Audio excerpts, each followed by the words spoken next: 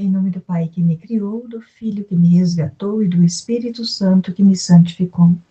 Divina vontade, reina a minha vontade.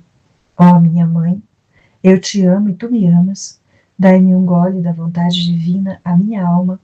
Me abençoa, mãe, para que todas as minhas ações sejam feitas diante dos vossos olhos maternais. Amém.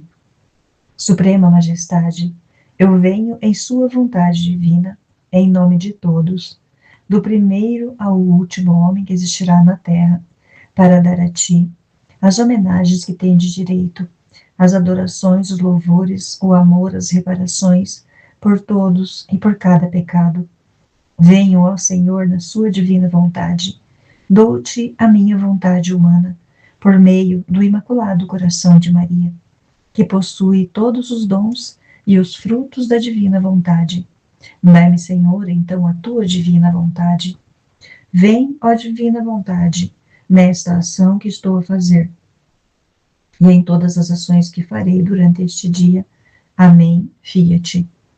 Vinde, Espírito Santo, vinde por meio da poderosa intercessão do Imaculado Coração de Maria, vossa amadíssima esposa e nossa mãe. Amém. Continuando a leitura do livro O Evangelho que me foi revelado por Maria Valtorta, capítulo 95. Tiago de Alfeu, acolhido entre os discípulos. Jesus fala junto à banca de Mateus. 2 de fevereiro de 1945. É uma manhã de feira em Cafarnaum. A praça está cheia de vendedores das mais diversas mercadorias. Jesus chega à praça, vindo do lago. Vê que estão vindo ao seu encontro os seus primos, Judas e Tiago. Apressa-se em ir também ao encontro deles. E depois de tê-los abraçado com afeto, pergunta-lhes atenciosamente: E vosso pai, que foi que aconteceu? Nada de novo. Quanto à vida dele, responde Judas. E então, por que vieste? Eu te havia dito, fica aí. Judas abaixa a cabeça e fica calado. Mas quem explode agora é Tiago. É por minha culpa que ele não te obedeceu. Sim, por culpa minha. Mas eu não pude suportar mais, todos contra. E por quê? Por acaso faço mal de amar-te? Fazemos mal por acaso? Até aqui eu me tinha detido, com o escrúpulo de agir mal, mas agora que sei, agora que tu disseste que acima de Deus nem mesmo o Pai está, então eu não suportei mais. Procurei ser respeitoso, fazer entender as razões, endireitar as ideias. Eu disse: por que me combateis? Se é o profeta, se é o Messias, por que quereis que o mundo diga, a sua família lhe foi amiga? Em um mundo que o seguia, essa faltou?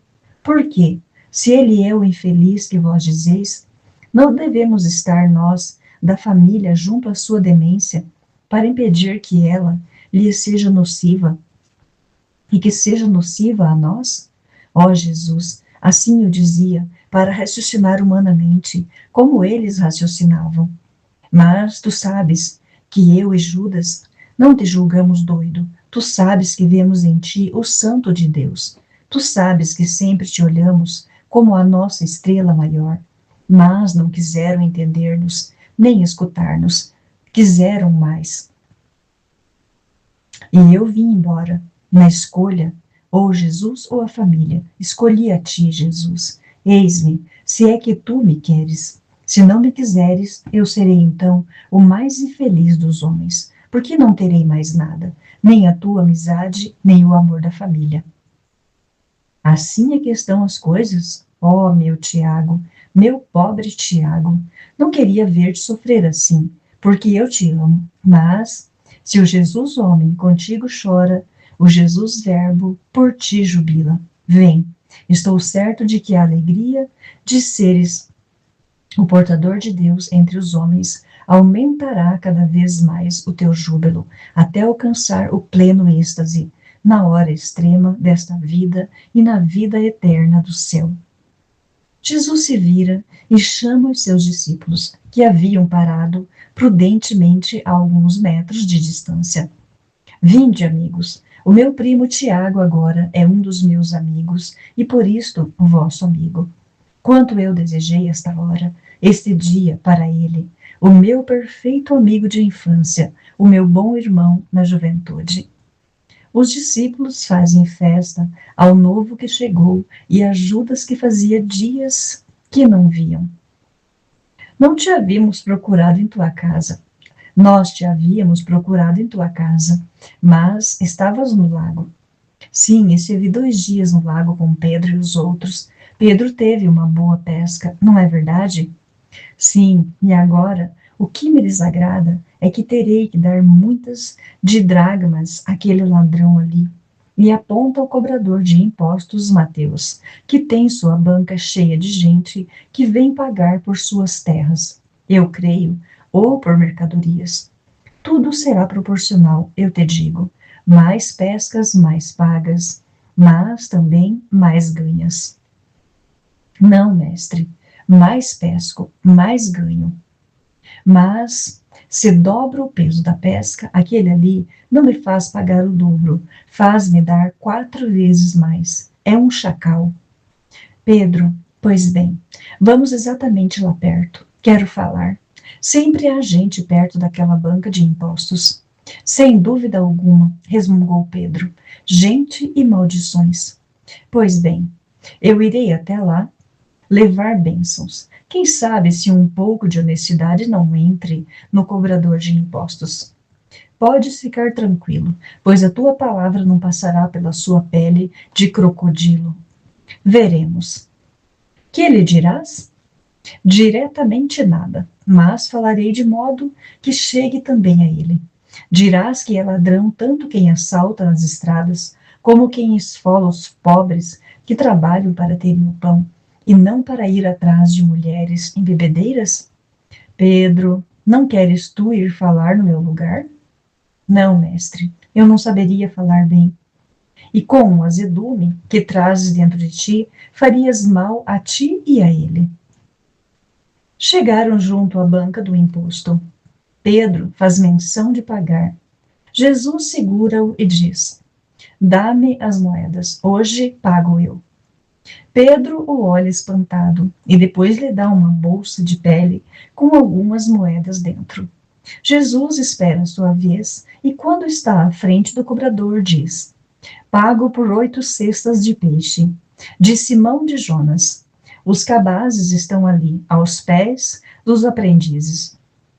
Podes verificar, se julgares necessário, mas entre pessoas honestas deveria bastar a palavra, e creio que tu me julgues tal. Quanto é a taxa? Mateus, que estava sentado à sua banca, na hora em que Jesus diz: creio que tu me julgues tal, pôs-se de pé. Baixo e já velhote, mais ou menos da idade de Pedro, mostra, porém, um rosto cansado de gozador e uma visível confusão. No início, ele fica com a cabeça inclinada, depois a levanta e olha para Jesus. E Jesus olha fixo, sério, dominando-o com a sua imponente estatura. Quanto? Repete Jesus, pouco depois. Não há taxa para o discípulo do mestre, responde Mateus, e em voz mais baixa acrescenta: reza pela minha alma. Eu a trago em mim, porque recolho os pecadores, mas tu, por que não cuidas dela? E Jesus logo em seguida lhe vira as costas, voltando para Pedro, que está admirado. Também os outros estão espantados, cochicham, piscam. Jesus vai se encostar a uma árvore que está a uns 10 metros de Mateus e começa a falar. O mundo é comparável a uma grande família, cujos componentes têm ofícios diferentes e todos necessários. Há agricultores, pastores, vinhateiros, carpinteiros, pescadores, pedreiros, os operários da madeira e do ferro. Depois, os escravões, os soldados, os oficiais destinados a missões especiais, os médicos, os sacerdotes, há de tudo. O mundo não poderia ser feito de uma só classe. Todas são necessárias, todas santas. Se todas fazem o que devem, com honestidade e justiça, como se pode chegar a isso? Se Satanás tenta de todos os lados? Pensando em Deus, que tudo vê, até as obras mais escondidas, e na sua lei, que diz: ama o teu próximo como a ti mesmo. Não lhe faças o que não gostarias que te fosse feito. Não roubes de modo nenhum. Dizei, ó vós, que me estáis ouvindo. Porventura, quando alguém morre, leva consigo suas bolsas de dinheiro? E ainda que fosse tão tolo de querê-las consigo no sepulcro, pode por acaso usá-las na outra vida? Não. As moedas tornam-se metais, corroídos sobre a podridão de um corpo desfeito. Mas a sua alma, nessa outra vida, estaria nua, mais pobre que o bem. Aventurado Jó, privada até de menor das moedas, ainda que aqui no sepulcro tivesse deixado talentos e talentos. Aliás, ouvi, ouvi. Aliás, em verdade eu vos digo que com as riquezas dificilmente se conquista o céu, mas, ao contrário, geralmente com elas se perde o céu, mesmo com as riquezas honestamente adquiridas, ou por herança ou por ganho, porque poucos são os ricos que sabem usar com justiça as suas riquezas. Que é preciso, então, para se ter esse céu bendito, este repouso no seio do Pai? É preciso que não sejais ávidos de riquezas. Ávidos no sentido de querê-las a todo custo, mesmo faltando com a honestidade e o amor. Ávidos no sentido que, possuindo-as, sejam amadas mais do que o céu e o próximo, negando caridade ao próximo necessitado. Ávidos pelas coisas que o próximo,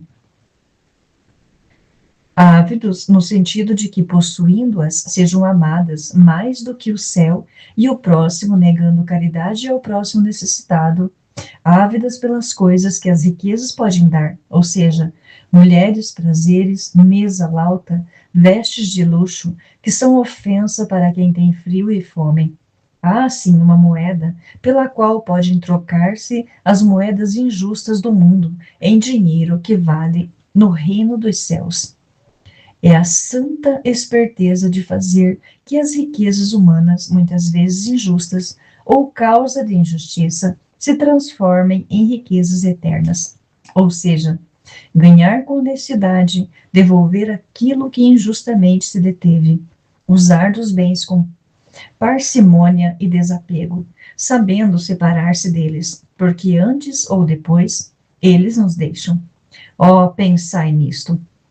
Enquanto que o bem praticado não nos deixa nunca. Todos gostaríamos de ser chamados justos e ser julgados como tais, e como tais, premiados por Deus. Mas como é que Deus pode premiar a quem de justo só tem o nome, mas não as obras? Como pode dizer, eu te perdoo, se se vê que o arrependimento é só verbal, mas não acompanhado por uma verdadeira mudança de espírito? Não existe arrependimento enquanto continua o desejo do objeto pelo qual pecamos. Mas quando uma pessoa se humilha, quando ela corta o membro moral de uma paixão má, que pode chamar-se mulher ou ouro, e diz: por ti, Senhor, não quero saber mais disto. Eis então que ela está verdadeiramente arrependida. E Deus a acolhe, dizendo: vem, tu que me és querido como um inocente e um herói. Jesus terminou e vai saindo, sem sequer virar-se para Mateus, que tinha ido para o círculo dos ouvintes, desde as primeiras palavras. Quando estão perto da casa de Pedro, a mulher dele corre ao seu encontro para dizer-lhe qualquer coisa. Pedro faz sinal a Jesus para que venha perto dele. Aí está a mãe de Judas e de Tiago. Ela quer falar contigo, mas não quer ser vista. Como iremos fazer? Assim, eu entro em casa como para descansar, e vós todos ireis distribuir o óbolo aos pobres. Toma também as moedas da taxa que foi devolvida. Vai. Jesus faz um aceno de despedida para todos, enquanto Pedro distrai, tentando persuadi-los a ir com ele. Onde está a mãe, mulher? Pergunta Jesus à mulher de Pedro. Está no terraço, mestre. Lá ainda está fazendo sombra e está fresco. Pode subir. Lá estarás mais à vontade do que em casa. Jesus sobe pela escadinha. Em um canto, sob o cerrado, parreira de uva, sentada em um banquinho colocado junto ao parapeito, toda vestida de escuro, com o véu muito caído sobre o rosto, está Maria de Alfeu. Está chorando sem fazer barulho. Jesus a chama. Maria, tia querida. Ela levanta um pobre rosto angustiado e estende as mãos. Ó Jesus, quanta dor sinto em meu coração.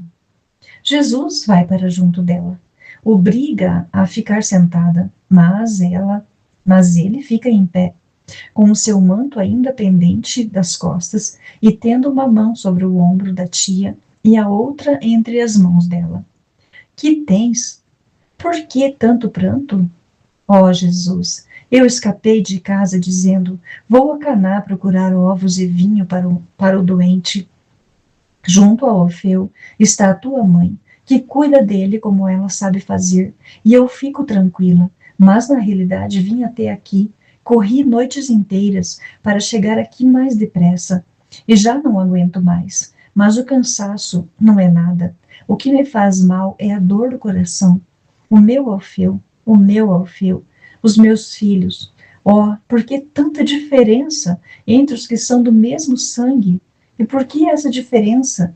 Há de ser como as duas pedras de um moinho para triturar o coração de uma mãe. Estão contigo Judas e Tiago? Sim. Então já sabes, ó Jesus, por que o meu Alfeu não compreende? Por que está morrendo? Por que quer morrer assim? E Simão e José? Por quê? Por que não estão contigo, mas contra ti? Não chores, Maria. Eu não tenho rancor deles. Disse isso também a Judas. Compreendo e sinto compaixão. Se é por isso que estás chorando, não chores mais. É por isso, sim, porque te ofendem. Por isso e depois porque eu não quero que o meu esposo morra na inimizade contigo. Deus não o perdoará, e eu não terei mais nem mesmo na outra vida. Maria está realmente angustiada. Chora com grandes lágrimas sobre a mão esquerda de Jesus e frequentemente a beija, erguendo o seu pobre rosto atormentado. Não, diz Jesus, não, não digas assim. Eu perdoo. E se eu perdoo, vem Jesus, vem para salvar a alma e o corpo dele vem. Estão dizendo também para acusar-te. Já estão dizendo que tiraste 2 filhos de um pai que está morrendo. E dizem isto por toda a cidade de Nazaré, entendes? E dizem ainda, ele fez milagres por toda parte, mas na sua casa não os sabe fazer. E por que te defendo dizendo que é que ele pode fazer, se de certo modo o expulsastes com as vossas repreensões, se não credes nele? Disseste bem. Se não credes, como posso fazer onde não se tem fé? Tu podes tudo, eu creio por vós. Vem, faz um milagre pela tua pobre tia. Não posso. Jesus está muito triste ao dizer isto. Posto de pé, apertando contra o seu peito a cabeça da chorosa, parece confessar sua impotência à natureza serena.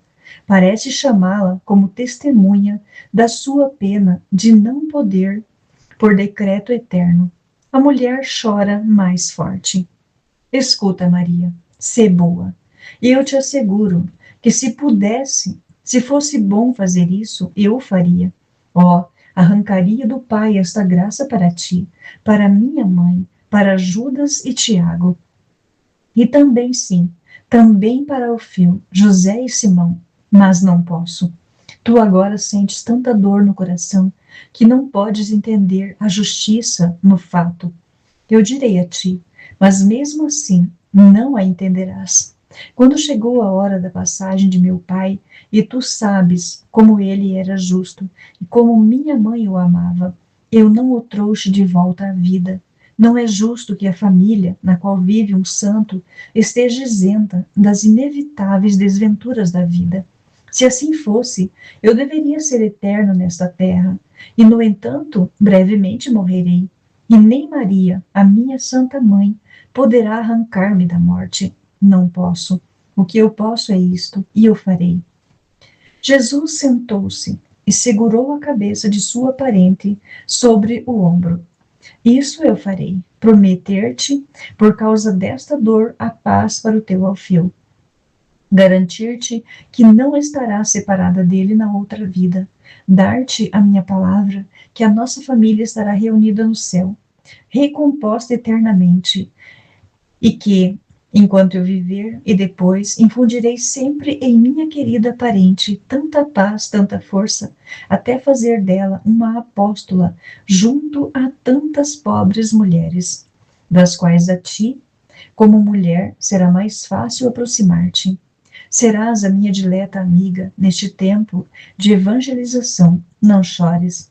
A morte de Alfeu te livra dos deveres conjugais e te eleva àqueles mais sublimes de um sacerdócio feminino místico, tão necessário junto ao altar da grande vítima e junto a muitos pagãos que inclinarão mais os seus corações diante do heroísmo santo das mulheres discípulas do que diante dos discípulos. Oh, o teu nome, querida tia, será como uma chama no céu cristão. Não chores mais. Vai em paz. Forte, resignada, santa, minha mãe, ficou viúva antes de ti e te confortará como ela sabe. Vem. Não quero que partas sozinha. Debaixo deste sol, Pedro te acompanhará com o barco até o Jordão e de lá até Nazaré com um burrinho. Sê boa. Abençoa-me, Jesus. Dá-me a força, tu. Sim, eu te abençoo e te beijo, minha boa tia. E a beija ternamente, segurando-a por muito tempo contra o seu coração, até poder vê-la acalmada. E a visão termina. Amém, Fiat. Jesus, eu confio em vós.